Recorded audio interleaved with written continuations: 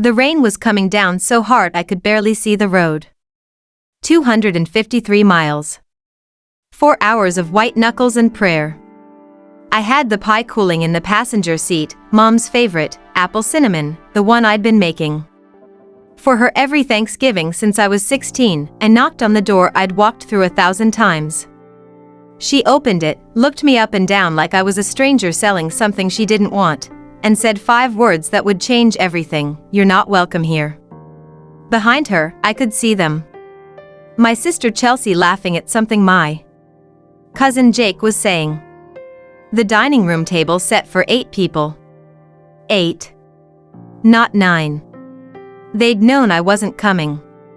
Or rather, they'd known I wouldn't be allowed to come. My name is Nora. I'm 31 years old. And I've been the family disappointment long enough. If you've ever been the one standing outside looking in, hit that subscribe button. This story is for every daughter who tried too hard to earn love that was never going to come. Growing up, Chelsea was the sun and I was the shadow it cast. She was 2 years younger but somehow always 2 steps ahead. Honor roll while I struggled with C's. Homecoming queen while I worked weekends at the diner to pay for my own prom dress. Full scholarship to state while I took out loans for community college. Mom never hid her preference. "Why can't you be more like your sister?" became the soundtrack of my childhood. Chelsea was responsible. Chelsea was focused. Chelsea had her life together. I tried. God, how I tried. I worked 2 jobs through college, graduated debt-free, got a decent job at an insurance company. I sent birthday cards, Christmas gifts, called every Sunday without fail. I showed up to every family gathering with a smile and a covered dish, pretending not to notice how conversations stopped when I walked in the room. Last month, I got promoted to senior claims adjuster. Good pay, good benefits, respect from my colleagues. I called Mom to tell her the news. Her response? "That's nice, honey. Chelsea just got accepted to medical school." Chelsea, 29 years old. Still living in Mom's basement. Still getting an allowance. Still the golden child who could do no wrong. The absence of pride in her voice when she talked about me had become so familiar I'd stopped expecting it. But deep down, some foolish part of me kept hoping that maybe this Thanksgiving would be different. Maybe this time, I'd finally be enough. I should have known better. The silence that followed my excitement should have been my first clue. 3 weeks before Thanksgiving, my phone rang at 11 p.m. Chelsea's number. "Hey, Nora. So, we need to talk about Thanksgiving." I was already in bed, but something in her tone made me sit up. "What about it?" "Well, you know how Mom's been stressed lately. The holidays are hard for her since Dad died, and she's been really overwhelmed with planning everything. Dad had been gone for 6 years. Mom had hosted Thanksgiving every single year since then. But I didn't interrupt. Anyway, Chelsea continued, she thinks it might be better if it's just immediate family this year. You know, keep it small and intimate." The words hit me like a slap. I am immediate family. Of course you are, but you know what I mean. Just the people who are here. Who she sees regularly. Who she sees regularly. As if the 2-hour drive I made every month to visit didn't count. As if the groceries I brought when money was tight didn't matter. As if 27 years of trying to be the daughter she wanted had been invisible. "Who's going to be there?" I asked, though I already knew the answer would hurt. "Me, obviously. Jake and his new girlfriend. Aunt Linda and Uncle Pete. Mom's neighbor Mrs. Chin, you know how she's like family now. 8 people. The same 8 I'd seen through that door." "What about Tom?" I asked. Tom was our cousin from Dad's side, the one who only showed up when he needed money. "Oh, he'll be there. Mom says he's going through a rough patch and needs family support." Family support. The irony was suffocating. I see, I said quietly. I'm sure you understand, Nora. Maybe next year will be different. After I hung up, I sat in the darkness of my apartment for a long time.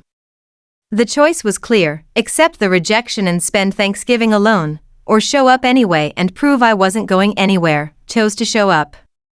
Sometimes the most powerful rebellion is refusing to disappear. I left at 7 a.m. on Thanksgiving morning. The weather app said rain, but I figured I'd beat the worst of it. I was wrong. Mile marker 47. I remembered the first time Chelsea brought a boyfriend home. Mom spent 3 days cooking his favorite meals. When I brought David home sophomore year of college, she ordered pizza. Mile marker 89. The Christmas when I was 12 and saved up for 3 months to buy Mom a cashmere scarf. She smiled politely and set it aside. Chelsea gave her a handmade card with a crayon drawing, and Mom cried happy tears, called it the most beautiful gift ever. Mile marker 134, the phone call when I told her I was buying my own place. That's a big financial commitment, honey. Are you sure you're ready? When Chelsea crashed her third car, Mom co-signed for a brand new Honda without hesitation. The rain got heavier as I drove deeper into these memories. Each mile was a reminder of how hard I'd worked for scraps of affection that never came. But also how much I'd grown despite it all. My phone buzzed with a text from my best friend Sarah. Still time to turn around and come to our place instead. I'd told her about the phone call, about the disinvitation. She'd offered to host me, her family, her chosen family that had welcomed me with open arms from day one.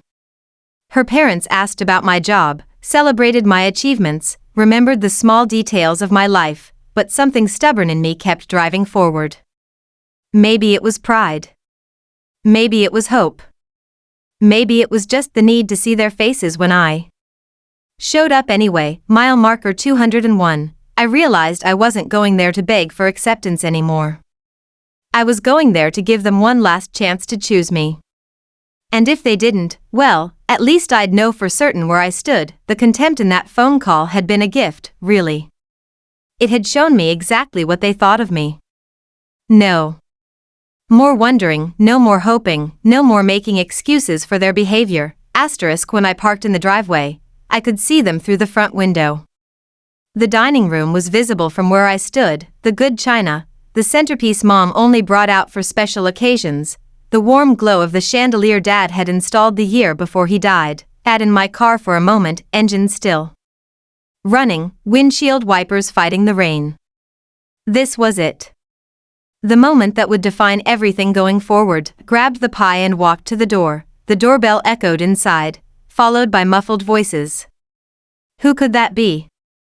I heard Mom ask. Aunt Linda's voice followed, probably a neighbor with the wrong house again. Then Jake, my cousin, said with a chuckle, hope it's not that lady selling candles again. Those things stunk up the whole kitchen last time. Laughter. Casual, easy. As if nothing serious could possibly be happening at the door. And then Chelsea's voice cut through it, amused and sharp. Well, whoever it is, don't let them in. We barely have enough chairs. More laughter. And just like that, I knew they weren't expecting me. They weren't missing me. They were already living as if I didn't exist. The porch light flicked on. The deadbolt turned, and there she was. My mother. Looking at me like I was a solicitor she wanted to get rid of quickly. You're not welcome here. Not, what are you doing here? Not, I thought we talked about this. Just a flat, cold statement of fact. You're not welcome here. Behind her, Chelsea appeared. Nora. What are you, oh God? She looked embarrassed, which was almost worse than if she'd looked pleased. I brought pie, I said simply, holding up the dish. My voice was steady, which surprised me. Nora, we discussed this, Mom said, not moving from the doorway. This isn't a good time. It's Thanksgiving, I replied. It's always been a good time. I could hear Uncle Pete's booming laugh from the kitchen. Mrs. Chen asking if she could help with anything. The sound of a family gathering, the kind I'd been part of for 31 years until 3 weeks ago. Please don't make this difficult, Chelsea said, stepping beside Mom. United front. Of course, the rain was soaking through my jacket. But I didn't move. Something about standing there, holding that pie, looking at the two of them blocking the entrance to the home I'd grown up in, it crystallized everything. This wasn't about Thanksgiving. This wasn't about space or stress or keeping things intimate. This was about control. About keeping me in my place. About making sure I knew exactly how little I mattered. I understand, I said finally. Mom looked relieved. Chelsea looked guilty. But relieved, they had no idea what I was really understanding. I drove to the nearest coffee shop and sat in my car in the parking lot, still holding that damn pie. My phone rang. Sarah. How did it go? About how you'd expect, I said, surprised at how calm I sounded. Come over. Mom's making enough food. For an army, and you know she considers you her fourth daughter anyway. Sarah's mom, Linda, had never once made me feel like an inconvenience. She remembered that I was allergic to shellfish. She asked about my work projects. She bragged about me to her friends like I was her own child. I'll be there in 20 minutes, I said, but first, I made another call. To Tom. Hey cousin, he answered, sounding a little drunk already. Tom, it's Nora. Quick question, did Mom invite you to Thanksgiving this year? Yeah, of course. Same as always. Why? Just curious. When did she call you? Call me? She didn't. Call me. Chelsea texted me last week asking if I was coming. Said Mom was counting on it. Chelsea texted him. Not Mom. Chelsea had orchestrated this entire thing. Tom, can I ask you something else? Has Mom seemed different to you lately? About me? There was a pause. Well, now that you mention it, Chelsea's been. I don't know how to put this. She's been saying some stuff about how you're not around much anymore, how you've been distant. With the family. My hands tightened on the steering wheel. What kind of stuff? Just that you've been too busy with your new job to care about family. That you only show up when you need something. That Mom shouldn't count on you anymore because you've made it clear you've outgrown us. The lies were so smooth, so perfectly crafted. Chelsea had been poisoning the well for months, setting up this moment. Making sure that when she suggested I be excluded, it would seem reasonable. Natural, even. Tom, I've visited every month for 6 years. I've never asked Mom for money or help with anything. Silence on the other end. Then, shit, Nora. I think I've been played. We both had been. But the beauty of it was that Chelsea had no idea I'd figured it out. Asterisk at Sarah's house, surrounded by warmth and genuine laughter, I felt something shift inside me. Her family asked about my promotion, celebrated it like it was their own good news. Her dad, a retired teacher, told everyone about the recommendation letter I'd written for one of his former students. Her mom insisted I take home leftovers because you worked too hard to cook for yourself all week. This was what family felt like when it wasn't conditional. That night, I made a decision. I wasn't going to confront Chelsea or beg Mom to see the truth. I wasn't going to try to prove my worth or defend myself against lies I couldn't completely disprove. Instead, I was going to disappear. Not dramatically. Not with a big announcement or a burned bridge speech. I was simply going to stop. Trying. No more monthly visits. No more phone calls that went to voicemail. No more birthday gifts or holiday cards. No more showing up to gatherings where I wasn't truly wanted. No more setting myself on fire to keep people warm who wouldn't notice if I froze to death. The silence would be my message. Over the next few months, I threw myself into building the life I actually wanted.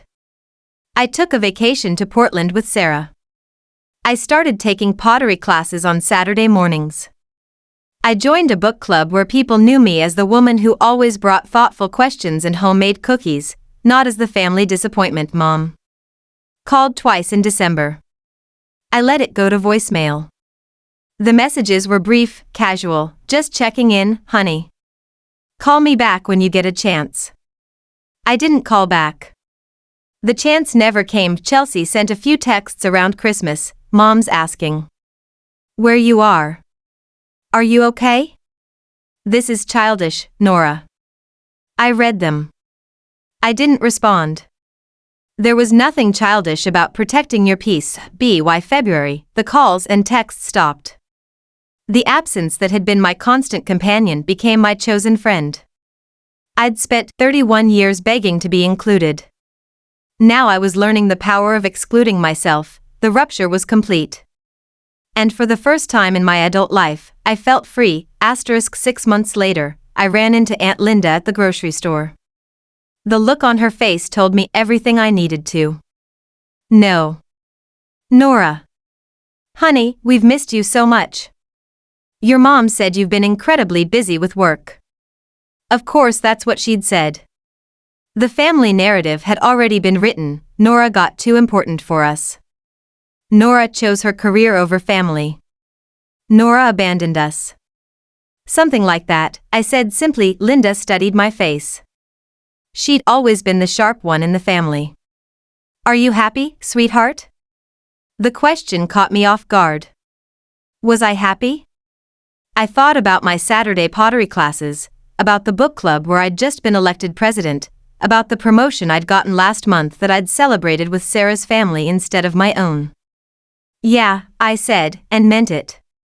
I really am. She nodded slowly. Good. That's what matters. 3 weeks later, Tom called me. Drunk again, but this time with different news.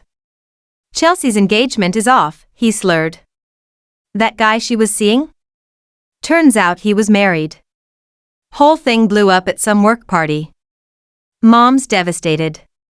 She keeps saying she doesn't understand how her daughters turned out so different. I felt nothing. No satisfaction, no pity, no urge to reach out and comfort. Just nothing.